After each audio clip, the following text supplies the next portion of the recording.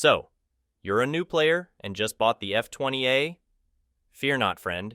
In this video, I will be covering the basics from my preferred keybinds, uses of the radar aim guide, and much more. So please make sure to watch till the end. If you are a new player, i.e. level 15, 20, or even 25, playing at top tier may seem intimidating, but the learning curve is the same whenever you hit this battle rank for the first time, so your feelings are completely normal. Your plane of choice will make it easier on you since the F-20A handles really well, so your main things to focus on are learning about the radar, and the radar missile evasion tactics, which we will cover later in this video. Before we start, if this is your first video from my channel, please make sure to check out my other videos. I have a lot of videos covering my journey through my grind of the Israel tech tree, and I recently started grinding the USA tech tree with the F-20A. All of my videos so far have an on-screen keyboard displaying all of my pressed keys, and an AI-generated commentary like the one you are currently listening to.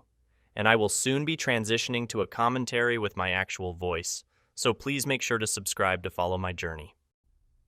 To start off this video, here are my radar binds and preferences. If you head to Options and Air Battle Settings, you can set up your preferences regarding your radar.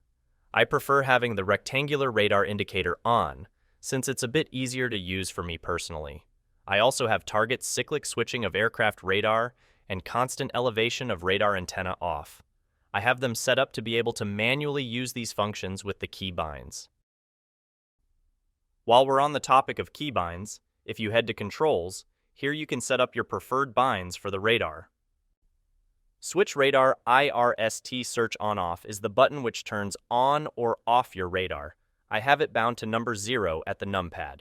Number 1 on the numpad is set to change radar IRST mode, which lets you cycle through the modes of your radar. More on this after we go through the keybinds. Number 2 on the numpad is set to change radar IRST search mode. This function lets you change the radar beam direction.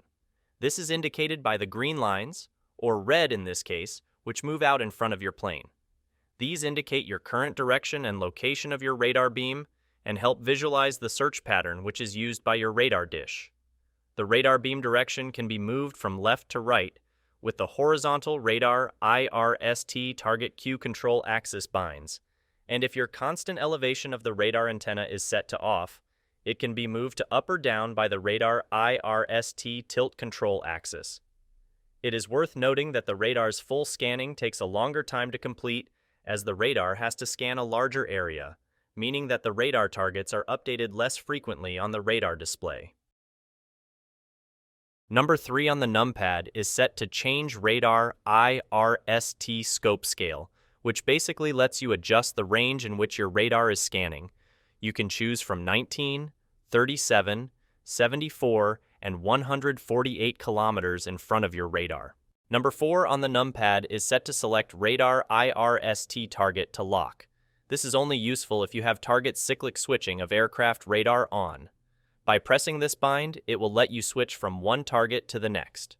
Number 5 on the numpad is set to lock radar IRST on target, and it's used to lock onto a target.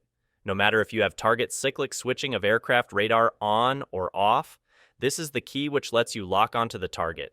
If you have it off, however, you will need to navigate to your desired target by pressing the binds for horizontal and vertical radar IRST target Q control axis, and possibly with conjunction with the radar IRST tilt control axis, which controls the elevation of radar antenna, if you have it set to off.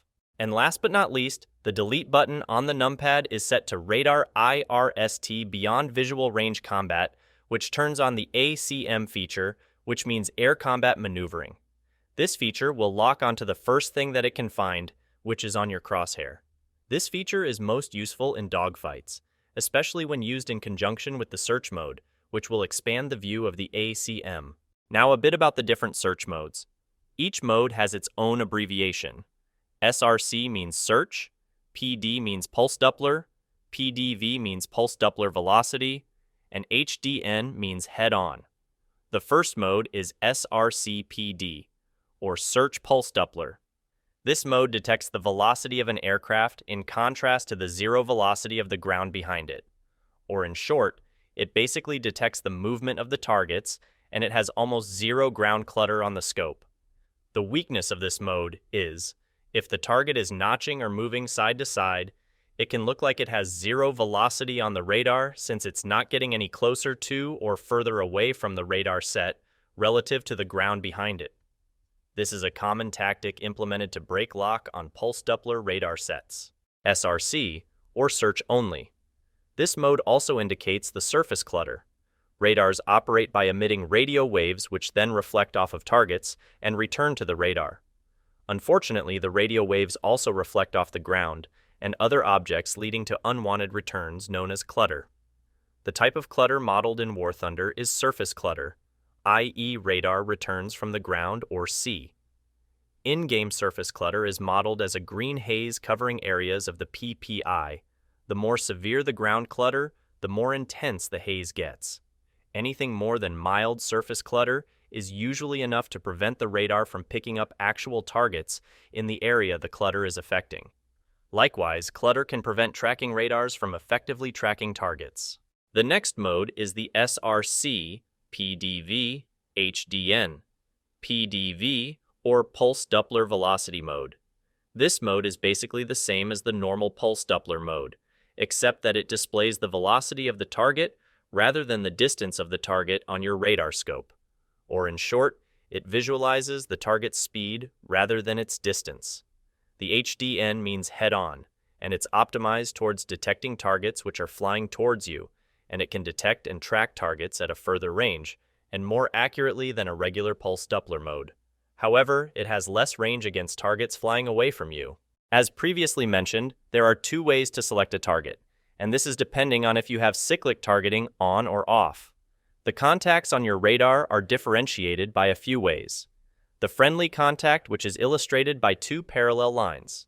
A single line is an enemy contact. A single line in parallel brackets is the selected target, and a single line in a box is the locked target. Once your target is locked, a square will be displayed around it, and your radar will ignore all other contacts. You will also get some other information about your target, such as a very accurate distance to your target on the top right of the square, and a relative speed indication on the bottom right. If the number is positive, it means that you're getting closer to your target, and conversely, a negative number means that the target is getting further away from you. You also get a little circle below the square, which indicates the direction your target is moving. The locked target's movement is also displayed on the radar scope. These two narrow horizontal lines indicate the estimated weapon range indicator, which basically indicate the maximum and minimum distance of your currently selected missile based on the distance, speed, and direction of your target. The wider line is the position of your locked target. However, please keep in mind that these are estimates, and that they can change drastically if the target pulls hard or speeds up. It is also worth mentioning that you can slave your infrared aim 9L missile to the radar lock, but this is only useful for the initial locking of the missile. It helps snap to your radar lock, allowing you to get a weapons lock faster. And sometimes, it can help you achieve or maintain a weapon lock if the target is dropping flares. However, it doesn't actually make your missile more accurate, and maintaining the radar lock after firing the infrared missile doesn't give the missile any additional benefits. As we're approaching the end of this video, here are a few more keybinds which I found really useful. Make sure you implement the use of your combat flaps with conjunction of the air brakes. This can turn a losing dogfight into a victory. A button bound to switch between your missile types is also a good idea. Mine is bound to number 8 on the numpad. Contrary to popular opinion, I actually enjoy using the tracking camera enemy button. It is especially useful if your pilot loses consciousness due to heavy Gs.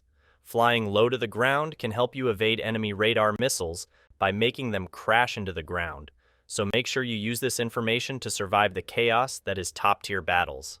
And finally, there is a radar aim guide which comes on around 1 kilometer distance away from your enemy's plane. To use it, you just simply need to be locked onto the enemy plane. To finish off this video, I'd like to give a special thanks to Tim Variety's comprehensive video on radar types. It helped me a lot while starting out myself, so please go check out his channel. Thank you all for watching. Let's try to get this video to 10 likes. Check out my Noob to Pro playlist where I grind the Israel and the USA tech trees.